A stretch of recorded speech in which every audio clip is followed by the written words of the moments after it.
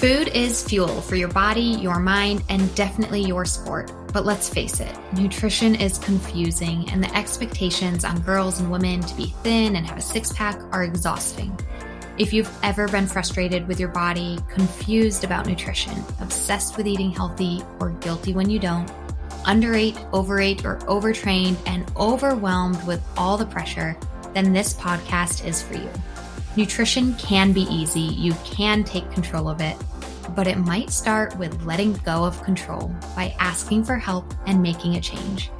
I'm Lindsay Elizabeth Cortez, sports dietitian and owner of Rise Up Nutrition, where I empower female athletes to overcome nutrition concerns and perform at their highest level, to stop being confused by all the mixed or harmful messages, and finally have confidence in your body as a fierce, fit, and fueled female athlete. Hello, fans and listeners. It's Lindsay Cortez, your host of the podcast, a registered sports dietitian. Our guest today is Julia Casadio. She is a sports physiologist, applied researcher, and performance consultant with over 15 years of experience in elite sport. Originally from Canada, where she competed in cross-country ski racing, she now resides in New Zealand with her husband and 2 children. Julia has worked with the New Zealand Olympic program for over a decade, contributing to Olympic medal-winning campaigns across multiple sports. Her PhD research focused on innovative applications of heat training to boost elite athletic performance, and she spearheaded New Zealand's heat strategies for the Rio and Tokyo Olympics. Building on her passion for supporting female athletes, Julia's latest project, Her Strength, is an online learning platform dedicated to supporting coaches of adolescent female athletes.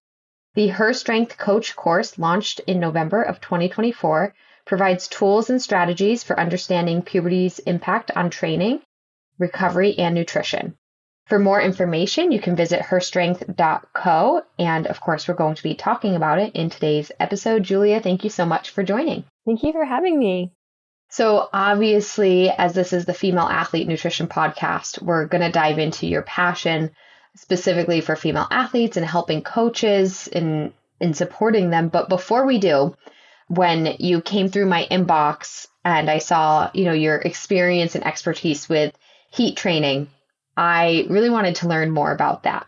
I feel like in past jobs, I've been doing my own private practice for 6 years now, but prior to that, I worked alongside a lot of researchers and physiologists, and I worked with the U.S. military for a while here in where I'm located in Texas, where it's really, really hot, and we were dealing with heat issues and how to get trainees acclimated.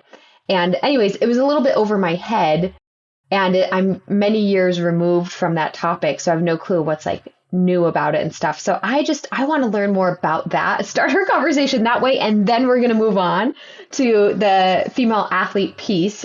But let's just kind of give us a rundown. What is heat training? In what scenarios do you want to do it? Okay, yeah, great question. It is an interesting topic, heat training, and it's one that, being from Canada, kind of was weird that I was doing that because I'm from Calgary, where there's lots of snow. Right. And so, yeah, the heat training picked me. I didn't pick heat training, but it is super interesting. And so essentially, heat training traditionally is to acclimate people that are competing in hot conditions. It actually started more with military and people that worked in mines to help them to be able to do work in hot conditions, just as you referred to. But in sport, right, a lot of competitions are in hot environments, and take the Tokyo Summer Games that were in 2021. They were the hottest and most humid games that we had in Summer Games history. So there was a lot of attention and focus on helping prepare athletes to compete in the heat. Because if you don't prepare to compete in the heat and you don't do some type of acclimation or acclimatization, then your performance will suffer in hot conditions because of the added stress on your body. So that's the main reason we use heat training, is to prepare athletes for competing in hot conditions. But more recently, there's interest and been work done looking at using heat training as an ergogenic aid. Yeah, I've heard about that as well. Yes. Well, back to the acclimation or acclimatization. I feel like, is there just two ways to say it? So acclimation is artificial heat training. So like in a heat chamber. Okay. And acclimatization is actually training in a hot environment that's a natural hot environment outdoors. So it is confusing, but they are slightly different. Does it have the same end result in the body either way? It's a little bit easier using heat acclimation, so the artificial heat, because say if you have an athlete in a heat chamber, you can directly manipulate the temperature and the humidity. Whereas if you're training outside, you don't always get that. You can't constrain the weather, right? Right. And so that's the main difference. And then there's other things like the wind. Wind can be cooling. So if you're training a team outside and it's really windy, but it's hot, well, it might not be as good a heat stimulus as you would just in a heat chamber. Absolutely. So there's pros and cons to both for sure. Yeah. Yeah, that makes sense. And so talking about your role in applying these strategies to Olympic athletes, like how much time, let's use the Tokyo Olympics as an example, people going into it, you get the weather reports weeks in advance of prediction. So they knew it was going to be warm and humid. So what were what's the process? Is it like weeks out, months out, just days out that you start doing some of these things? Yeah, I guess we need to get a really good idea of individual responses, because some athletes do really well in the heat and others not so much. So we started at the beginning really of the heat of the Olympic cycle, looking at heat strategies and, first doing heat response tests with all the athletes that had outdoor performances to get an idea, okay, how well do they go in the heat? And then being able to make a plan that they could do each year really leading into the game. So they were really familiar with it. And each time we would be able to fine tune it. But if you're looking at a one-off event, that's going to be in hot conditions. Ideally, you would start your heat training a couple weeks out or even potentially more. And that is because if you do a heat block, let's say for men, it takes a week to adapt to the heat, or maybe 4 to 7 sessions. For women, it can take 7 to 10 days to adapt to the heat. It takes a little bit longer. Interesting. Actually, because our onset of sweating, we need a higher core temperature to start sweating. We don't, females don't sweat as much as men. And that's the body's way to cool. So we had different protocols for our male and female athletes. And when you do a heat block, you get your best adaptations for the heat when it's on consecutive days. And training in the heat, by the end of a heat block, let's say it's a week long, it can be quite fatiguing. So we actually don't want to do that heat block immediately before our event, because you're not going to be fresh and recovered. Right. So we actually do it a few weeks out and then do some top-up sessions leading into the event, if that makes sense.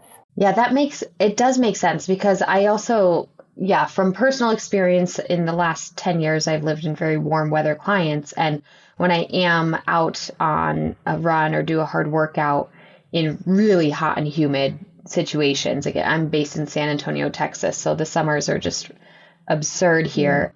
But it takes me longer to recover. Yeah. Even with the best nutrition and rehydration strategies, it just takes a different toll on the body. So it makes sense that, okay, you want to do the acclimatization, and it might take even longer for women, but then you kind of give yourself a break before the competition, if you can. Yeah, 100%. And doing the top-up sessions, research was originally done in military showing that if you fully acclimated them and then they have a few weeks off, stay back home, and then they have a couple just one-off sessions, it actually you can reacclimate someone faster than the initial acclimation process. So it's quite a handy tool in terms of periodizing heat into an athlete's program. Yeah, very cool. Okay, so and now obviously for Olympians, they had people like you helping them with this process. What about for the everyday, recreationally competitive athlete who maybe signed up for an event in the summertime or in a different state where they're, let's say somebody from Canada is then suddenly going to run a race in Texas. So, would you possibly recommend something like this for them as well?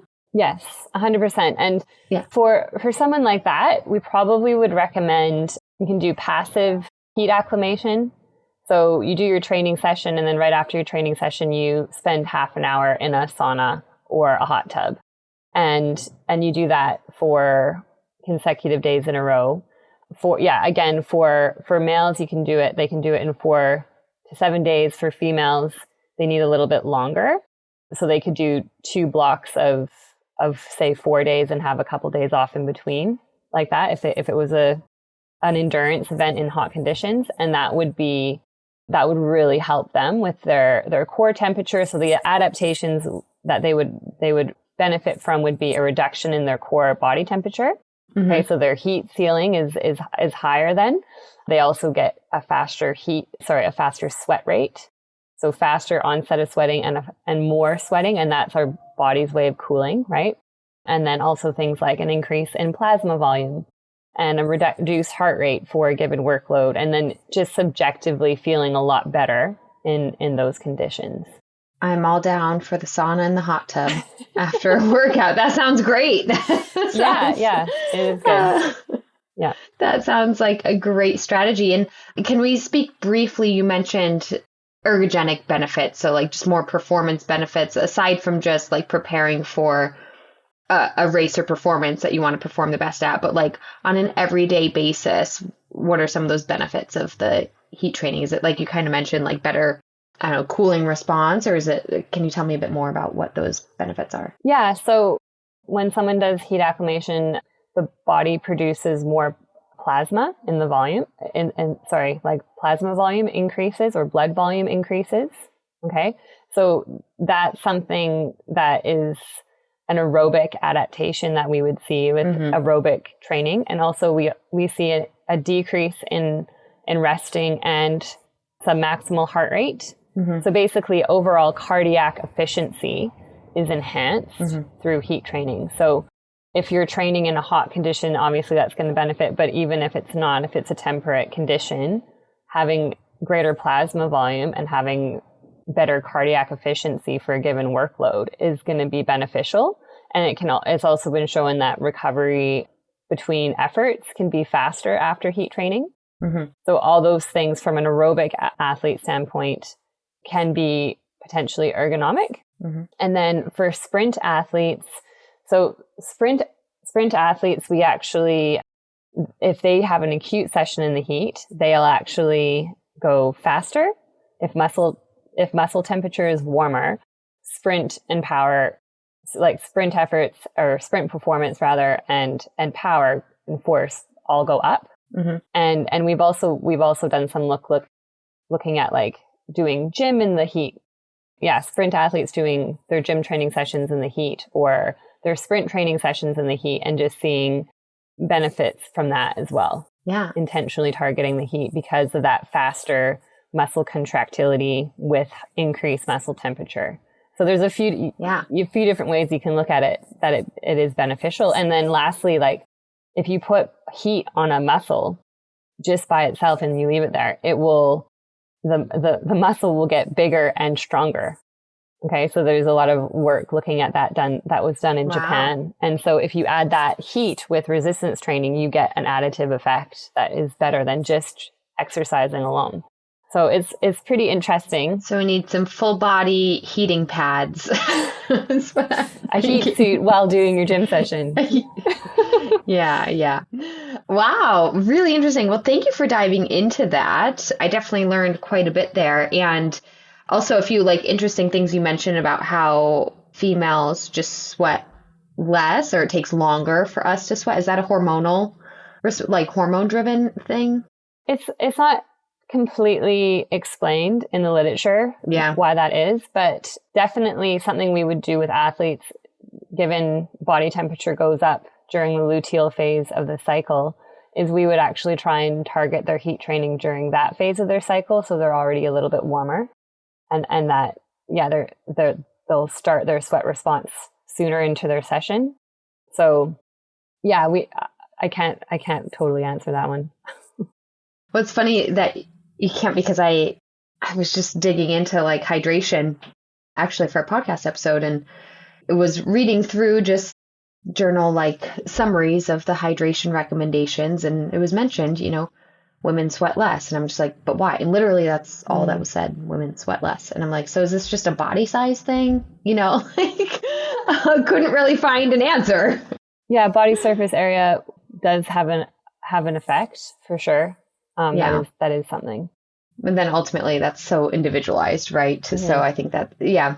So more to learn regarding that. Our current knowledge is that women might sweat less, females might sweat less than males, but we're still a little unclear on exactly why. But yeah, that luteal phase, how our core body temperature raises, and therefore we might get hotter faster or sweat more, or might want to do some of these heat training in that phase. I feel that for sure. I'm like, whenever I'm working out in my luteal phase, it's like I can't even stand to have a shirt on. I'm so uncomfortably hot. So, and it might only be half a degree, but I feel it. So a lot of things to do there. So obviously, so thank you so much again for diving into that. That was really cool. And now as we're kind of segueing, we're already talking about, hey, there's some differences with sweating and heat acclimatization between male and female athletes. And where is the passion for you of trying to, with her strength and just really wanting to support female athletes and specifically adolescent female athletes? Where did that come from for you? Yeah, I think it's just, I've always had an interest in female physiology and female athlete performance because, as we know, most of the sports science literature and the textbooks are done on males. And there's a lot more that we need to understand about female physiology and the female athlete. So I've always had an interest there as a physiologist. And then I guess, working in high performance sport, there's a big move around the female athlete space and having better support that's specific for female athletes to enhance performance and for their health. But I'd see we'd sometimes get these younger athletes that would come through our system, and whether it was going to present a one-off workshop for them, or you get these development athletes, just kind of coming in and getting introduced to things. And these young girls, you just see they don't have any idea. And in the sport context, no one ever talks to them about female physiology or the menstrual cycle or anything like that. And with this real push in the adult space, and then now I'm sure you've seen it's quite trending to be talking about perimenopause and menopause in the sport setting. But I've always been like, if we could really kind of capture these young athletes at the beginning and educate them and give them some tools and empower them, that would make such a huge difference. And so it's kind of more, it's not my everyday area that I work in. I'm working with adult athletes predominantly, but in terms of having, where can we have the most impact in the female athlete space, I do think it is with the younger athletes. Yeah. I am right there with you, and it's part of the reason for this podcast and my business and the work that I do. So yeah, I love the current trend to support more female athletes. I mean, that's kind of why I've niched down in that myself. I think it's needed. And I love that we're finally having conversations and having female specific research. And I totally am there with you. I think that when I reach the stage in my life of menopause and perimenopause, I'm going to be extremely grateful for the push with research there.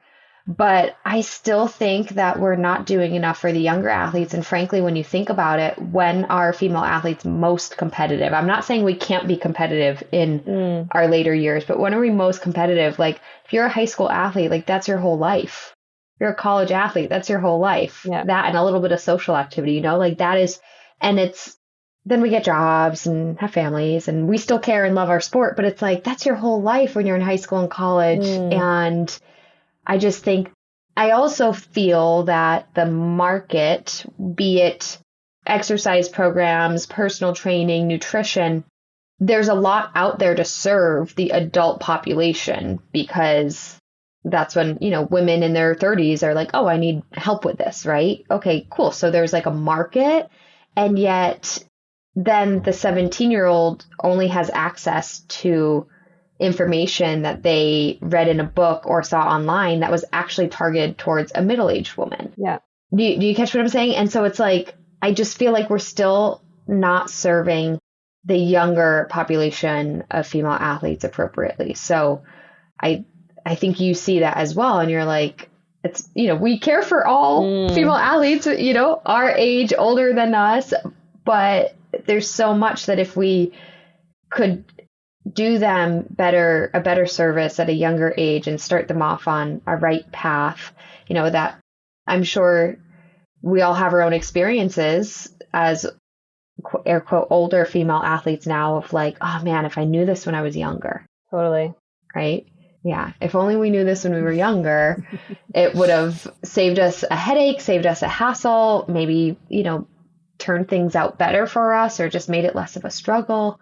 So I think that this is amazing. And now you are targeting specifically the coaches, right? And helping coaches learn how to train and support their athletes better. What are some of the things in Her Strength that you are trying to teach to coaches? What are some of the fundamental principles of the program? Yeah. So I guess, there's a huge knowledge gap that coaches have in terms of how to support a female athlete through adolescence in the sport setting. People don't really talk about it, but the first thing we go through is female puberty and how the physical changes of female puberty can impact training and performance. And a lot of adolescent girls will drop out of sport during that period. There's obviously multiple reasons why, but the physical component can have a big impact on their experience and their perceived ability, right? So that is a big one. So, things like girls get taller before they get stronger, whereas boys get taller and stronger at a similar rate because they have higher levels of testosterone. So girls can sometimes be more prone to certain injuries, like an ACL injury. And that's also partly to do because of a sudden change in their bone geometry. They suddenly have their hips are now wider, right? Boys don't have to deal with that. Then you get the development of breasts. You get a change in body composition to an increase in body fat, which is really healthy and normal. But it can change things in that sport setting, right? And then lastly, their menstrual cycle. They suddenly get their period for the first time and have to deal with that. And I think as adult females, we kind of forget what it was like when you first got your period. And in fact, from a physiological standpoint, the menstrual cycle for a young girl is actually not the same as an adult female because it takes time for the hormone system to mature, and it takes a few years for that to happen. And so the first couple of years for a girl that gets her period, it's going to be irregular. It's going to be unpredictable. They can also be more sensitive to estrogen in their body because they haven't had it at high levels in their body before. And so they can have, experience more menstrual symptoms like cramping and headaches and different things like that because of that estrogen sensitivity. So there's a lot of things like, I think I saw you posted not long ago about, 7 in 10 girls skipping their training when they have their period. Yeah. And it's like, okay, well, let's try and understand that as a coach. Like, how can we, right. What's behind that? Is that just a random number, or is there a reason why 70% of girls would rather not train when they have their period? And so it's right. trying to unpack some of these things so they can understand and then give them some tools about here are some strategies that you can use and here are some ways that you can discuss these things in the sport environment so the girls know that they're supported and they can go through these changes but still enjoy their sport. Absolutely. Yeah. I posted that a week or so ago. I forget, but that was I believe it was a 2022 study done in the UK of over 4,000 adolescent female athletes. And yeah, it's a combination of things of I feel uncomfortable physically, cramping, pain. And another reason was fear of leaking. So just that self-consciousness of like, I'm not confident in whatever I'm using, be it a pad or a tampon or a cup or whatever, and I don't want other people to see. That could be embarrassing. So just like the whole, I'm going to use the word shame. It shouldn't be shameful, but the shame of that we might feel, an embarrassment we might feel. So yeah, we need to talk about these things more and figure out why, because you can't. And actually, then if we dig into the science of it, it's actually, if you can get past the insecurities and if you can get past or work through the cramping, performance wise, there's some research to support that you could perform really, really, really well on your period. Yeah. So it's like, wait, not only do we not want girls not participating or feeling insecure and uncomfortable, but we're also losing out on an opportunity to really embrace this amazing thing that the female body does that can actually help your health, help your performance, and train through it could even prove beneficial. So yeah, I think that the coaches and you sparked something else, just understanding the challenges that adolescents face just going through puberty and how that might change their body and things like that. I'm in a couple Facebook groups. I don't know why, because I don't really participate in them, but I'm in one of a bunch of coaches, and it was specific to the sport of cross country. And a coach, posted in there about like, how come some girls that like are phenomenal freshman, sophomore year, just like plateau? Does this have to do with puberty and their hormones? And the amount of mixed messages hundreds of replies that was so all over the place. And it was just so all over the place. It just proved to me this really fundamental lack of understanding of what girls experience throughout puberty. So I think there's a big need for coaches to learn more. That plateau is an interesting one because this is another thing that isn't very well researched. It's hard to find anything in the literature, but if you talk to coaches, it's something they see often, like, 14, 15, 16, like just a bit of, they don't have that continual improvement in performance as they were on the same, they're not on the same trajectory. And it's like, why? And that's often, the window of time where we're losing girls from sport, where they get frustrated and they think they can't do it anymore. And so they drop out. But from looking into this from an in-depth standpoint, from a physiological standpoint, one thing is that by mid-teens, like 13 to 16, VO2 max plateaus in females. Oh. So that's one thing. And then obviously that can continue to train, but like the age-related increase in VO2 max stops around mid-teens. And at a similar time, you have this increase in body mass and change in body composition. So those things do impact VO2 max. And yes, they can train. And once they get a bit stronger and they get more muscle and everything, like they'll push through that. They'll, come out the other side. But there is kind of this window where it is a possibility for a female athlete to experience a bit of a plateau.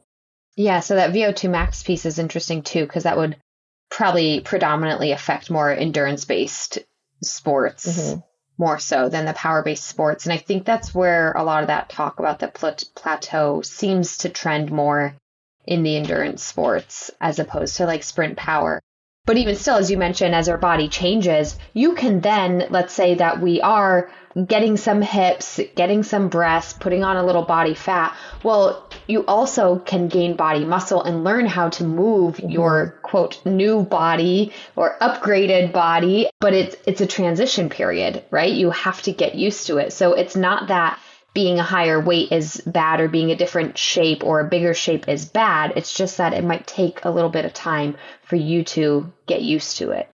We use the word acclimate again. Acclimate yeah, to it. Totally. And then once you do, well, now your entire body is stronger because now you know how to move your mass, you know how to move your body, you've built more muscle, and the whole process of puberty is getting your hormones lined up, which ultimately make you a stronger athlete once they're there and present in your body. So all of it, like you mentioned, you come through the other side, you're going to come out the other side a stronger athlete, a better athlete, but you might have that, whether it's a plateau or just time that it takes. And it's so interesting, these things. For years now with female athletes, I think there are lots of things that we get as girls and women, like we know what's going on, but we just don't have the research to prove it. Yeah. You know? Yeah. Yeah. Things are getting, we're starting to get some. Things are getting better. But on that note, Lindsay, just with that period of time where maybe progress isn't what an athlete or coach would want, there's so many other things that they can focus on. Like you mentioned, moving better, getting stronger, learning about fueling for sport, getting that down really well, learning about optimizing sleep, optimizing recovery. There's so many components to developing an athlete, and there's definitely times where the focus doesn't need to be on performance. And there's so many things that we can focus on that is going to help them get through that transition period. And then the other thing to consider is that for most sports, the ones that are winning on the world stage are probably not adolescent females, for the most part. I know you have, right. We see young performers in some sports, but for the most part, they are adults that have fully grown. Yeah. They've gone through that transition, and they are the best in the world. So it's understanding that growing and changing is going to lead to a positive thing. Yeah. And you know what is an amazing example of that is in the sport of gymnastics, where it's historically considered like that you're going to peak at 16. And we've had, I think there's some Olympians that were like age 14 even on the gymnastics team, 16, 17, 18. The 2024 U.S. women's gymnastics team, Simone was 27. Jordan, was she 24? There were like 4 out of the 5 girls were like 22 or older. Mm-hmm. And that was so powerful to see in the sport of gymnastics, Totally. I agree. Yeah, that was really cool. Yeah. So what an amazing point. And I think also, as you were talking about, hey, there's other things to focus on. If you are in that plateau period, there's other things to focus on. I also just think let's just pause and say, wait a second. We don't always have to be hitting personal best throughout our entire athletic journey. Whether puberty or not, we're all going to have phases of plateau. It doesn't mean that the work you're putting in every day is for nothing. It just means you're going to see the benefits of it later. Yeah. You didn't see the benefits of it, at your competition game or race this weekend, but it's going to come. You're putting in the work every day. And just to have trust and faith in the process that is training your body and your mind, because there's so much involvement of the mental aspect of sports as well. So yeah, even just this, I don't know if I'm being a little weird right now, but I'm just thinking about this. We talk about the plateau during puberty. It's there's plateaus throughout a bunch of different phases of your athletic journey. This is just one of them, so we don't want to discourage girls by saying, oh, you're going to hit a plateau. You don't know that you are, but also everybody does at some point in their journey. So if you are, there's other things to focus on, and the work you're putting in every day is still going to benefit you in the end, and just trust in that process. Well put. That's very well put. Thank you. Okay. Sometimes my brain is thinking things that as I'm speaking, I'm I hope this is making sense to people listening, because it makes sense in my head. Okay. And so also just specific to this course for coaches, is it coaches of any sport? Would you say high school, college age coaches, male, female coaches? I have, it's for coaches who coach female athletes between 12 and 18, and you could probably even say up to 19. So that's who it is targeted towards, because we do focus on the adolescence and the physical, social, and psychological changes during adolescence. So yeah, that's who it's for. And really it is also super beneficial for not just the head coach, but say you have a strength and conditioning coach who might work with some athletes, or you have a physiotherapist. I've actually had quite a few physiotherapists that have done the course who work with female athletes.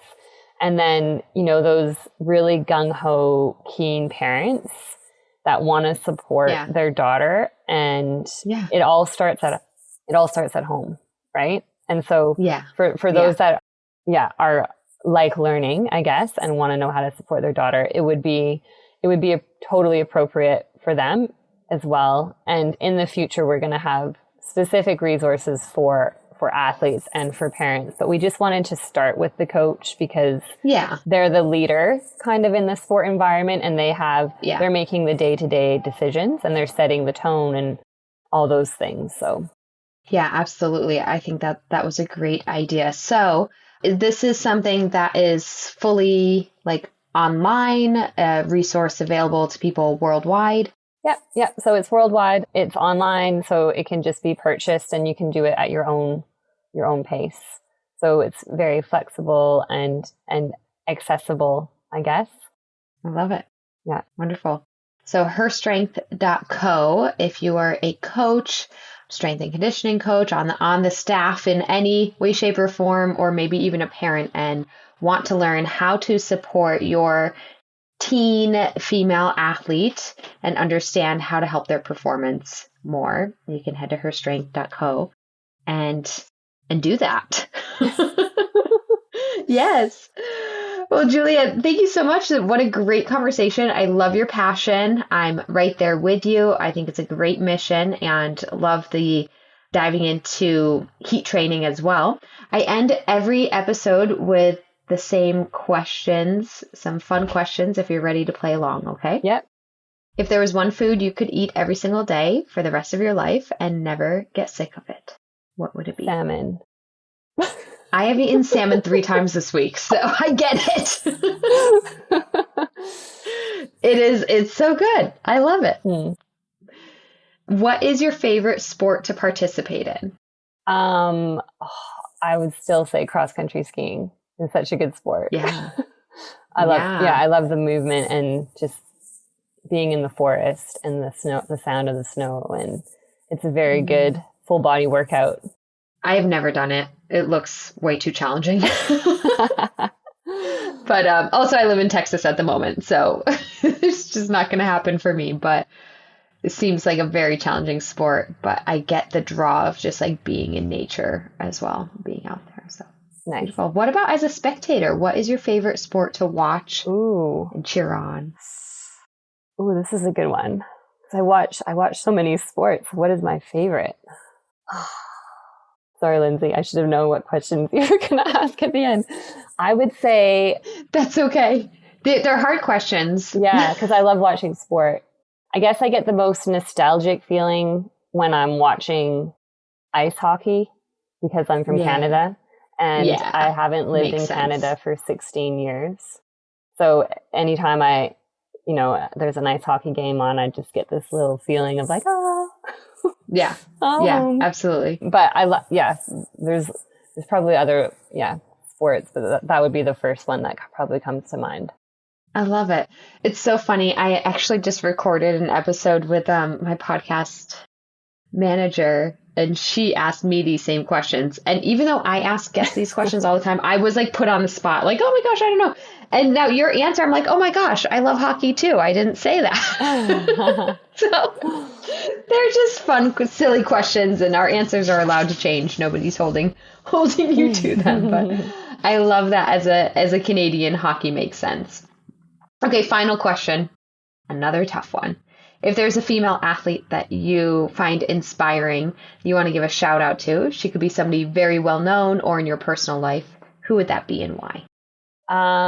Okay, I will say Luca Jones, who is a New Zealand canoe slalom paddler. And she's been to 5 Olympics. Wow. And I've got to work with her for the last 2 cycles. And she's, overcome lots of challenges over 5 cycles, as you would, right? Mm-hmm. But like including long COVID. She had long COVID and she came back and did amazing at the Paris Games. And she's getting married this weekend. So I'm thinking of her right now. So shout out to Luca. Yay. Yes, Luca. Wow. Very impressive. I will have to check her out and support New Zealand athletes a bit more. There's no expectation, but it's just, there's a lot of amazing athletes that I could have said, but yeah, I thought of her right Thinking just of when you her. asked. Love it. Yeah. Well, thank you so much, Julia. What a great conversation. And definitely want people to head to herstrength.co, the website, at the same Instagram handle as well. And we'll include those links in the show notes. Awesome. Thank you so much, Lindsay. Well, everybody, thanks for listening. I really hope you enjoyed that episode. And if you did, if you are a true fan of female athlete nutrition, then I would love if you could support our podcast by spreading the word. Share a review on your listening channel, give us 5 stars. It really helps get the word out and get the show more views to positively impact others. Also, you can support the podcast by joining our Patreon. Head to patreon.com/femaleathletenutrition to consider a donation, or even better, join our membership where you get extra monthly content and perks. We don't want you to simply listen alone. We want you to be a part of a community and a movement of fierce, fit, and fueled female athletes. So patreon.com/femaleathletenutrition is where you can do exactly that, learn more, and join. A huge thanks to our affiliates and partners as well. Once again, Prevenix, Inside Tracker, or Gain, Practice Better, Jen and Carrie. Please go check them out, and their links in the show notes where you can get deals and discounts. Last, be sure that you do more than just listen. If you need help with fueling, it's time to take action. Head to my website to learn more. You can either book a free call with me to learn more about our coaching programs and how we can work directly with you, whether it's the fast track or otherwise. Or you can take our online self-study course, Female Athlete Nutrition. You can literally sign up and gain access right now. You can explore our downloadable products, including the Red S Recovery Guide, High Iron Fueling Guide. Or if you are a coach of a team, check out our brand new Coaches Toolkit for teams. You can also just learn more. We have a blog, a Red S quiz to see if Red S is affecting you. If you need help, I want you to get help fast. Too many girls and athletes struggle with nutrition, but you don't have to any longer. You can rise up with the power of nutrition, take action today in any of these avenues, and become fierce, fit, and fueled. Links in the show notes, and we'll see you next time.